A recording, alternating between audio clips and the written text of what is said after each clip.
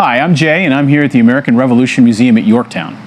In September and October of 1774, delegates from 12 of Great Britain's American colonies came together in Philadelphia for a meeting that proved to be a pivotal moment in the colonial resistance against Great Britain's policies on the road to American independence.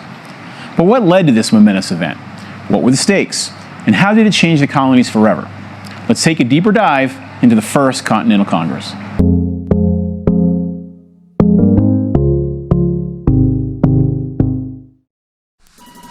The seeds of the First Continental Congress were planted in the years before 1774. The French and Indian War, also known in Europe as the 7 Years' War, dramatically changed the relationship between Great Britain and its American colonies. The massive debt incurred by the Crown government during the war drove it to seek new sources of revenue. They instituted a new tax policy which would impose direct internal taxation of the colonies for the first time. While recognizing the right of Britain to impose empire-wide trade regulations, the colonists, having no formal representatives in Parliament, objected to being taxed internally without their consent. The colonies were far from united in their resistance at first. In fact, the people of each colony considered themselves very different from their colonial neighbors. The colony of Massachusetts, and particularly its capital at Boston, gained a reputation for mob violence and resistance. British soldiers who were meant to be guarding the western borders were sent to the city to keep order. Instead, this caused more friction with local colonists, leading to the famous Boston Massacre in 1770 when 5 colonists, part of an angry mob, were shot dead by a company of soldiers. Through boycotts, protests, and intimidation, the colonists were successful in getting most of the taxes repealed by Parliament with one notable exception: the tax on imported tea.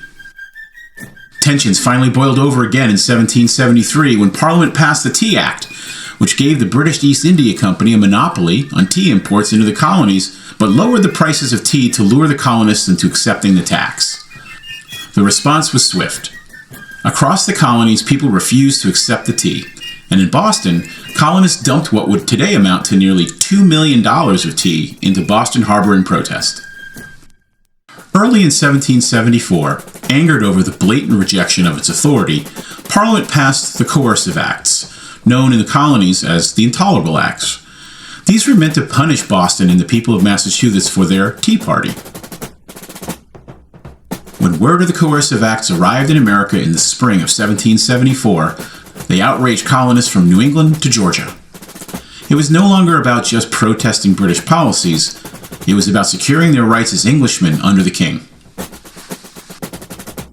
12 colonies sent representatives to Philadelphia in the fall of 1774 for what became known as the First Continental Congress. Georgia, the newest colony, was worried about losing British protection from American Indian attacks along its borderlands and chose not to send representatives.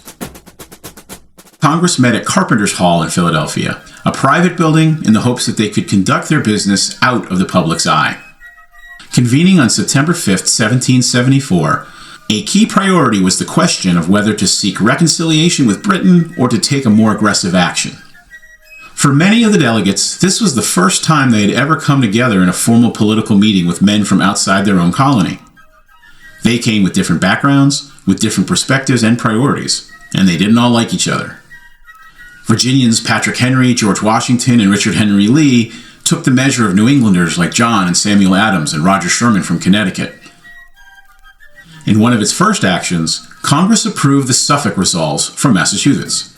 This document had called for the colonists not to obey the Intolerable Acts, to boycott British imports, and to raise up a militia for self-defense. Next, the Congress debated a new plan of union introduced by Joseph Galloway of Pennsylvania. This called for a colonial parliament which could legislate alongside the British Parliament. It was hoped that this plan would give the colonists the voice they needed to secure their rights. Galloway's plan was defeated in a 6-5 vote. With that, Congress focused instead on what became known as the Continental Association. The association was an agreement by the colonies for non-importation, non-exportation, and non-consumption of British goods. The association's economic pressure was meant to hit Britain where it hurt, in its pocketbook.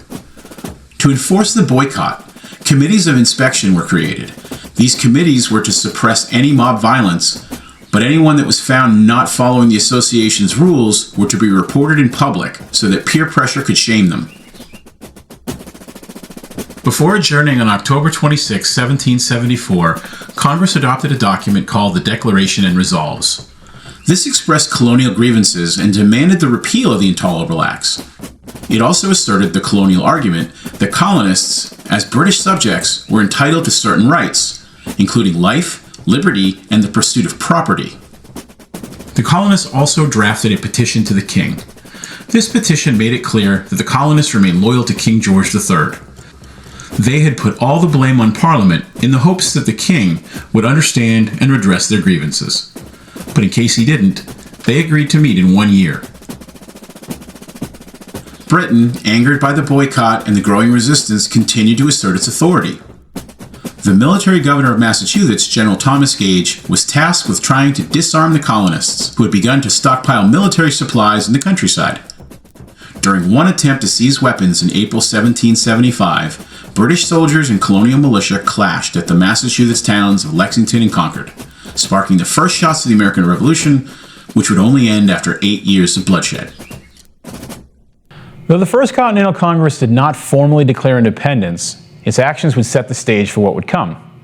The Second Continental Congress would eventually deal with the war, declare independence, and act as the first national government of the United States. But without the unity, the protests, and the resolve shown by the First Continental Congress, that moment may never have come. The colonies had demonstrated that they were willing to unite and resist British rule. The resolve that they showed when they met together in Congress would soon lead them to the battlefield and ultimately to the birth of a new nation. Thanks for watching. Please remember to like and subscribe and leave a comment below.